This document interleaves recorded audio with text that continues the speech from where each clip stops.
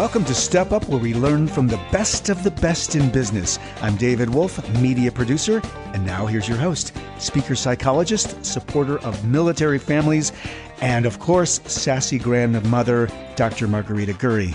Well, hello, everyone. Hi, David. Hi, Margarita. Today we have with us the do-over queen. She helps people pivot from wherever they are to the happy success where they find their happy place and their best fit team. Welcome, R.M. Harrison. Thank you. I'm so excited to be here with you today. Well, we are too. We're really excited. I know that you were on David's Small Biz America, and he thought you were fabulous. So I thought, well, me too. A different kind of me too here today. Right. So my first question is, why RM?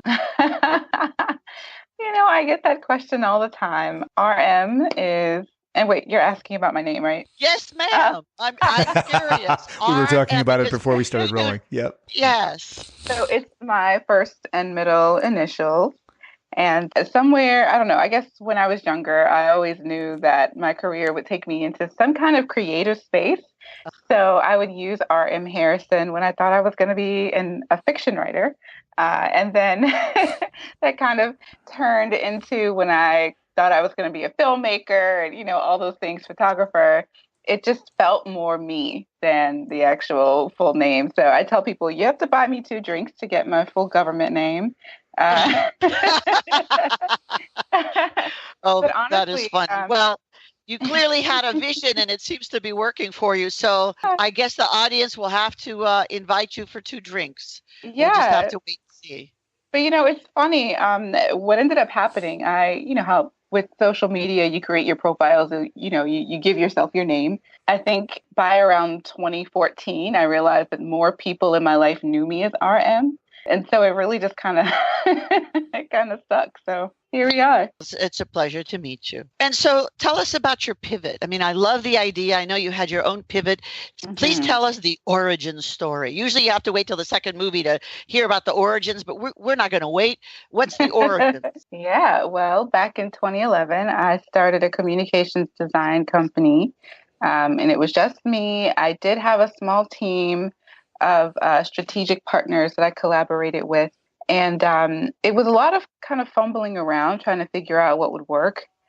But it ended up not really being the best fit, because what I realized is, though I was monetizing a skill set that at one point I was very passionate about, the application of that skill set and the focus of the work itself was not something that I was very passionate about. And then on top of that, I guess I had just evolved. I had this ability to create these really great designs for associations and things like that. And it was good. People loved my work. But I realized that the implementation level of work that I was doing really wasn't the best fit for my personality. I was more interested in the aesthetic of the doing than necessarily having to, assign my time and energy to implementation all the time.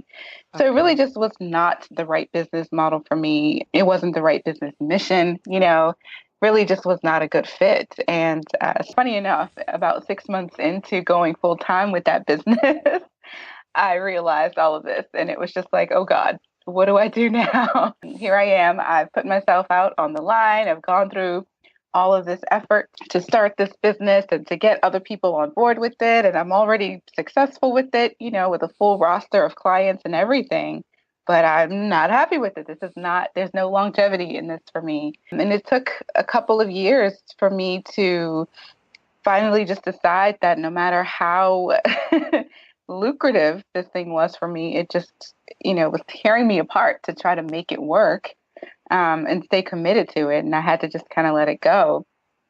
So the pivot really came about going through this existential life crisis with trying to figure out, oh my God, what's next for me? What is there in the world that I could possibly do that I actually want to be committed to doing? Like, if I can't be happy with the super successful design business, then what is there?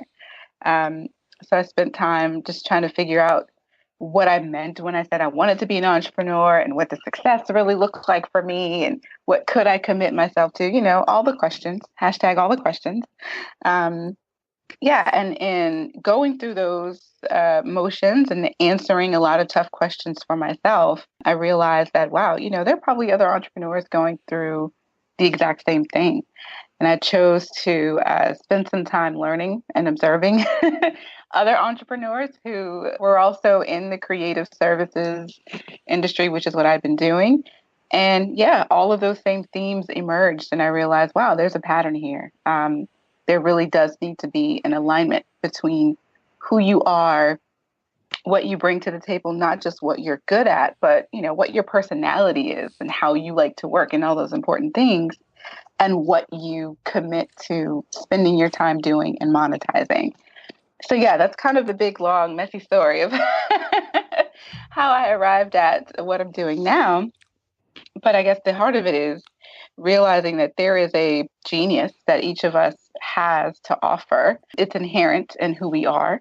And just in the sort of series of experiences and things that we sort of come up with through our education, through our work experiences, all of that. And at the core of that genius is something that is very valuable to offer the world, that also is connected to something that matters to us, something that we can feel connected to. So it's in looking at how to use it as the foundation for the kind of success you're after, and then how to use that to shape the work you do, and in particular, your business, that's going to help you have success that matters and that lasts. Wow, that's kind of neat. So I've got lots of questions. I think that part of your genius is then seeing that when you were floundering, even with a very successful company, you had one of those aha moments that many people just throw away. So if somebody comes to you and they're ready, I know you wrote the pivot map. I just ordered a copy of it. It hasn't come in yet. Well, yes. I mean, maybe over the second drink, you'll sign it. And so one of the things I was thinking about is, tell us about your pivot business. I mean, what is it that you do for people? Who comes to you and how do you help them? Sure. It's one of my favorite things to talk about. So typically, people come to me for one of two main reasons. They either started a business that they weren't actually all that passionate about to begin with, but they knew that it was something they could immediately put into action, get off the ground, monetize, and that it would be successful. They more than likely had something that they were really passionate or excited about, but they didn't know how to make that work. So they figured, okay, well, I know this first business will be easy, and I'll just kind of figure out how to connect the dots and put all the pieces together. And then they just never did.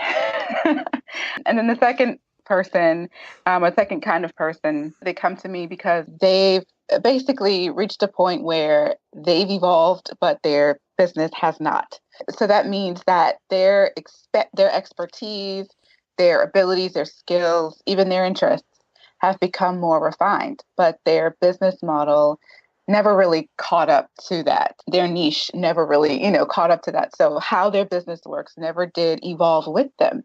So now they're at a point where they're feeling less challenged. But the way that ends up manifesting is they don't realize there's not as much of a challenge. They just feel like all of a sudden their clients don't value them enough, or, they feel like they're still working harder or working as hard in their business now as they did when they started.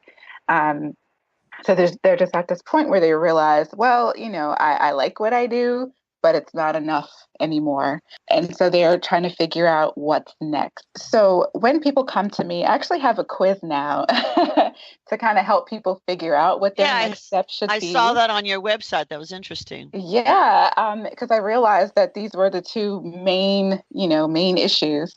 So based on a series of questions, it's actually a really short quiz, helping people figure out what the best next step should be. Are you going to be looking at parting ways with your business and looking for a fresh start, which in most cases doesn't actually mean dumping the business you have altogether? There's some kind of strategic plan that gets put in place for what you do with the business that you don't want anymore. Or it's looking at how to create a better foundation for how your business works to support the kind of success that you really want. And actually, more often than not, I get people on the latter side where it's looking at, just digging in and creating a more stable foundation based on who you are and what you value and where you see yourself headed. So I love the idea that you can help entrepreneurs get to their dream place and be successful. So give us an example of a dream case where someone comes to you and you do what you do, and then they end up loving their lives and their team and their business. Good. Give us that example, please. So I had one client come to me. She had a very successful design company, funny enough. And her clients loved her. I mean, when I say they loved her, like everyone who has worked with her has bragged about this woman, her energy, her personality, and of course, the quality of her work. But after about 12, maybe 13 years, she still found herself in this place where she couldn't really take her feet off the pedal, so to speak. She felt like she was still going a mile a minute, still hustling just as hard, 12, 13 years in as she was when she first started. And, she felt like she was giving so much of her time and energy to her business and not enough to the other priorities in her life. She wanted to be able to start a family. She wanted to be able to spend time at home, with her new kids or, whatever. And she just wanted to feel like she had more command over her life and over her time to be able to do those things and not be so worried that if she took one step away from her business for longer than a week, that everything was going to come crashing down. So this was kind of a nuanced situation, but the core of it was that there really was no solid structure in what she was doing. She didn't have a solid plan for bringing in opportunities, but she had also kind of hit this wall where, she wanted to be able to charge more for what she had to offer so she wouldn't have to take on more clients or, work that much harder just to earn what she needed. She also needed to take a lot off of her plate. Right. So when she came to me, one of the first things we did was look at, okay, well, what are you exceptional at? Right. Like, what is the sweet spot for you in your business that lets you operate in your genius, in the thing that you do exceptionally well and enjoy? And then what are the things you need to completely remove from your plate right away? That was one of the first things. But then we also looked at how she was positioning the work itself. In many cases, people knew her as the on-time, budget-friendly designer, which meant that she was getting a lot of, piecemeal, kind of ad hoc projects and no real cohesive projects. So again, it was very hard for her to build stability and consistency with her workload, with her revenue. So we looked at then also repositioning the story, telling a better story about what she has to offer, so that it was clear she wasn't just this design talent who could, pick up a logo or a business card design project for you at any time. She needed to go a little bit more full service. How does somebody in the audience pitch themselves in a way that they attract this piecemeal stuff as opposed to the pitch that they make for the bigger, yummier chunks of design work? What's the difference in the pitch? I want more specifics so the audience can learn along with this amazing client. You mentioned her positioning, RM. So in other words, that may have even been her tagline, the faster, I can't remember the exact line, but it felt like a commoditized positioning. So I think that's part of what Margaret is in terms of the language of how, or was that the problem altogether? Yeah, so a big part of it was sort of a commoditization, if that's the word. Yep, it is. For how she was positioning her work. No, I want specifics. So what was she saying before? How was she pitching herself where she drew the piecemeal? When she would use testimonials from other clients, and even on her website, when she would mention what she had to offer on her site, she would list out all of these individual, almost like a Happy Meal lineup, or what do you call it, the McDonald's menu lineup of services. So that was one of the things. Great. Logo project would be this, and a business card design project would be that. And the thing is, there are some people who actually enjoy that. They like the variety, they like the challenge, especially the larger agencies where they have the capacity to take on, any small kind of project with their clients because they can pull one person from this team and another person from that one. Yes. She was a micro company and at that point a solopreneur. And what she really needed was more consistency and stability in her workload. So one of the first things she had to do was change the narrative about what she had to offer. So we looked at, first of all, taking off the Happy Meal menu of, of services from her website, just completely snatching them off, and then figuring out, what are the specific things that these clients want out of these projects? They clearly don't just want an online presence. What do they get for this online presence? And what are the other supporting pieces that go into play here that support them in the outcome they want? In her case, what she discovered was, her clients were actually very successful.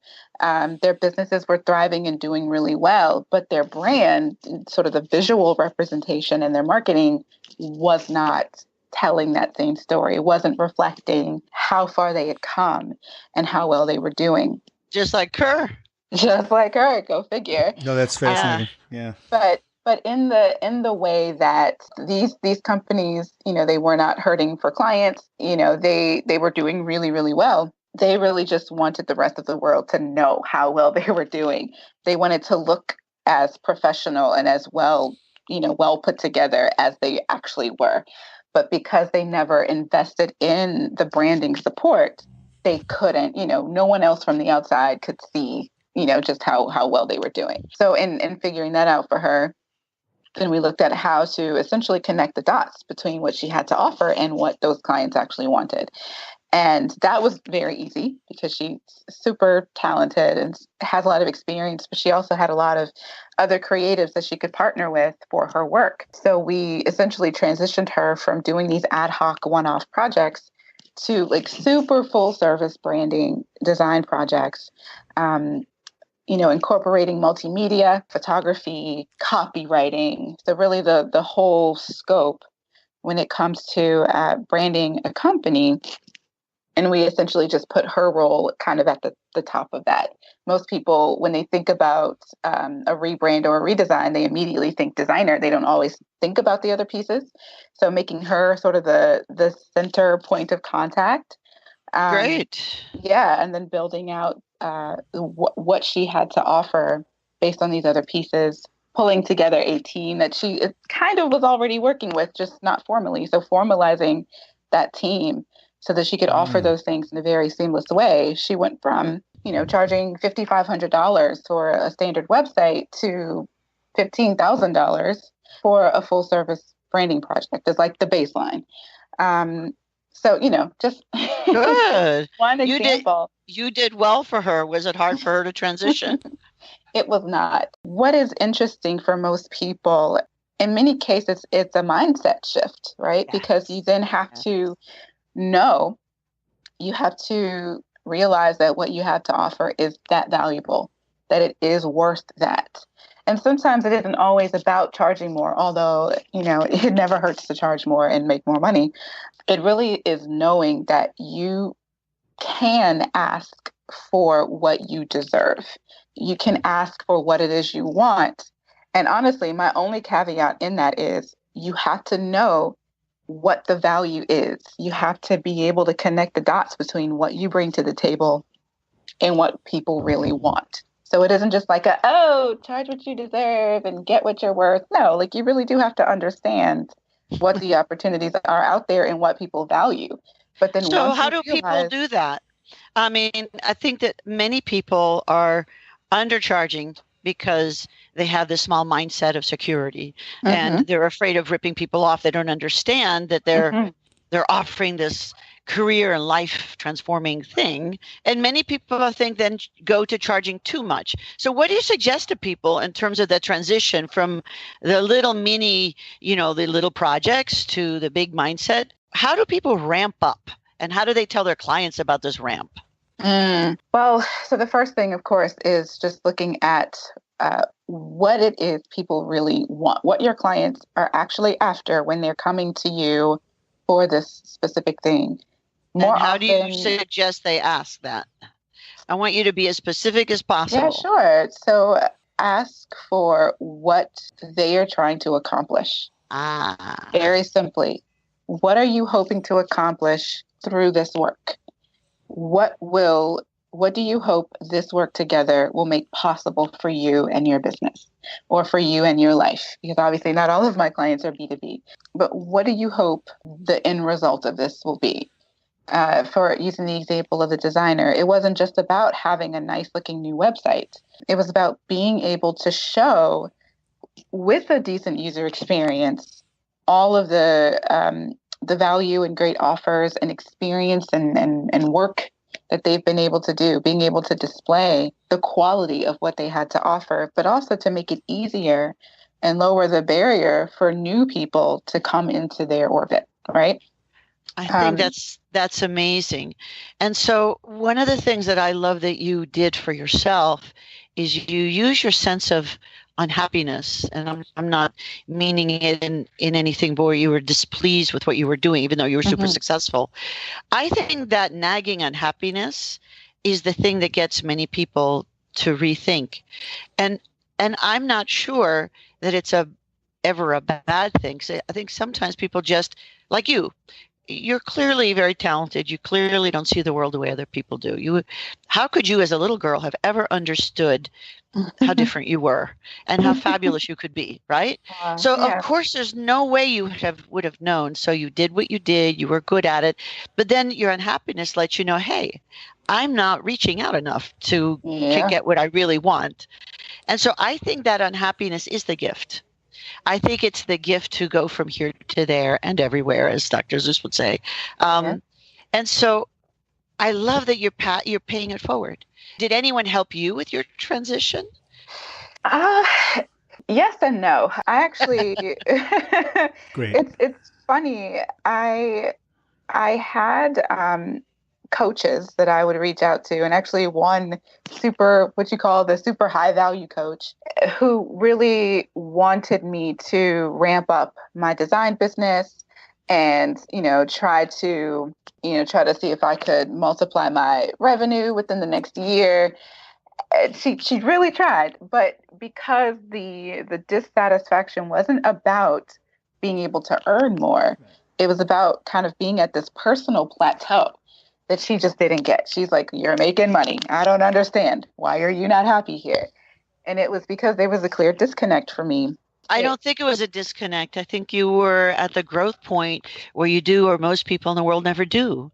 You spring forward into something that's more of a full life. I think most people never get there. And I think that you weren't disconnected. I think you were just in the process of connecting to your fabulousness. As my granddaughter always says, your fabulosity. That's what she called. I love that word, fabulosity. So as a point of example, when I hit 40, about 3 years ago, I just like what Pinocchio. Yeah, right. I've already got a hell of a nose, so what? People, you're writing music for this and you're writing music for that, radio, TV, film. You're having all this fun. It sounds like such fun from the outside looking in. And that coach that you worked with might have said to me, look, Wolf, you just need to do more of what you've been doing for the last 25 years. But there was something inside what Margarita called the nagging unhappiness. I don't know that I was as aware of it and could have languaged it at the moment as unhappiness, but there was just something that I had reached a point of evolution where this was no longer doing it. And similarly to the client you described, it was a gig, get paid, another gig, get paid. There wasn't a long, durable sort of macro-ness to the contribution I was making to my clients. I was the little guy, the monkey on the street, crank out a tune, and then here's the next one, and here's the next one. So something was missing in a way that I think is relevant to what you're talking about, as you talk about both yourself and this client story that you shared. Yeah. And the disconnect wasn't from myself. It was from the business itself. And so why it wasn't working, that's what I meant. Oh, when you why say disconnect. It wasn't working was because it didn't work for me and I needed to move on. So that's why I say kind of yes and no. So what that experience and, a few $1,000s invested in coaching that really didn't pan out. Actually, it panned out a whole lot because you had more and more resistance knowing that the common sense good advice just wasn't you because you were looking for your fabulosity, She didn't get it, or she or he didn't get it. Exactly. You were reaching Right. beyond mere financial success to this true vision, Yeah, for So sure. and now you're helping everyone else. So with this then dissatisfaction with this happy client story, someone's unhappy, you help them probe. I love the way you're asking them about what is the end point, Mm-hmm. what does success look like? What do they want to achieve? That kind of stuff. For What do you sure. do then? You keep talking about structure. What does that mean? Well, when you think about how a business works, there are a few things that go into it. One, it's the actual work that's being done, that's being delivered on behalf of whomever. And by the way, I deal primarily with service-based businesses, so you'll hear me say the service and the client. But so it's what your business does that makes money. And then there's what your role is, and subsequently other people's jobs in your business, if that's the model you have, that supports the work that's being done. Okay. So structure is essentially twofold. There's the business model, how you earn the money, and then the structure itself, or the operational structure, if you will, which is how you run your business. Okay. So what I help people look at, first of all, is making sure there's an alignment between the work you're doing, the monetization strategy, and what you actually care about, right? Like, you're not going to get very far with this business if you aren't personally motivated by this work you're doing. So making sure that, again, there's that connection between what you bring to the table, what opportunities are out there, and making sure there's an alignment there. Then the next thing is looking at, when you look at your strengths and how you like to spend your time and how you work best, getting very clear what your job in your business needs to be. A lot of entrepreneurs think that they have to be the business developers and, being the ones bringing in the opportunities, and they don't necessarily have to. Maybe your best work is in the implementation, but that means if you're not going to be responsible for bringing in the opportunities, you need to find the person who can be and who will be. Because obviously, if you're not bringing in the work, and, you don't have, if you're just relying on the referral system and you're just hoping on a wing and a prayer that more people will send business your way, you want to make sure, lost my train of thought there. You want to make sure that you're bringing in the opportunities. If you don't have that support, then obviously at some point the well is going to dry up. I love the idea that you're saying that. See, I think most people who are entrepreneurs like to work alone and don't necessarily have a lot of structure. And I think they do work on referral, wing, and a prayer. Mm-hmm. And I think that your idea of having them identify their strengths and delegate and hire people who can do the things they don't like to do or aren't good at. How do you help people come to the point where they have to spend money on doing something that they've been doing for themselves? That's always, I hear people complaining about that. Why should I hire someone if I can do it myself? Well, as the saying goes, just because you can do it doesn't mean you should. Right on. Okay. And how do you get them to that point, though? Honestly, so I always like to look at, benefits and losses. So when you think about the bottlenecks, and in most cases, people they recognize them as soon as I mention it. What are the bottlenecks that are happening in your workflow right now? More often than not, 99.9% of the time, you're the reason. So if you could improve your workflow, if you could get something done faster, if you could spend more time doing the things that you enjoy, why would you not reward yourself, the opportunity to be able to do those things? Why would you make your work harder? Why would you slow down your progress when you can free yourself to do the stuff that you are really great at and that you actually enjoy, and actually open yourself up to more opportunities to do that thing and bring more money in your business? And RM, I would imagine that in some cases, you're reaching with someone who's at this sort of inflection point where that feels like diving off a cliff for them, because initially it's a cost center. They're going to have to free themselves up with this little minutia tactical work that they're not so good at, or there's a lot of it, or it's a bottleneck, or however you want to talk about that. It's a challenge, and then move through that initially is it's a cost center until they bring more of what they like in so that they can then balance out the revenue with that cost initially. Like the reason I feel close to this because I'm at an inflection point in my business where I'm beginning to use some freelance editors for audio editing, particularly on the audiobook side of my business. And I have to have this constant balance. And I think maybe it's the balance that's also they're afraid of. Oh, it's just a cost. They're not seeing that all the things you talked about. Not that it's all about the money, but it is to some extent. If you look at a P&L, that's the first thing that's going to scream out at them. Wow, I got to pay all these people. I was doing it anyway. Everything's fine. Let me just stay how I am. Right? But everything is like a resistance. Fine, clearly. It's not fine. They think it's fine. They're talking themselves into it because of the money, though. So you help someone identify the bottlenecks, and you ask these amazingly thoughtful questions. What then? This concludes part 1 of our insightful interview with R.M. Harrison. Learn more about how she helps her clients pivot in their careers and businesses in part 2 on Step Up. We'll see you there. Thanks for listening to Step Up with Dr. Margarita Gurry. Be sure to subscribe on iTunes and visit redshoeinstitute.com for more information about Dr. Margarita Gurry and the work she does.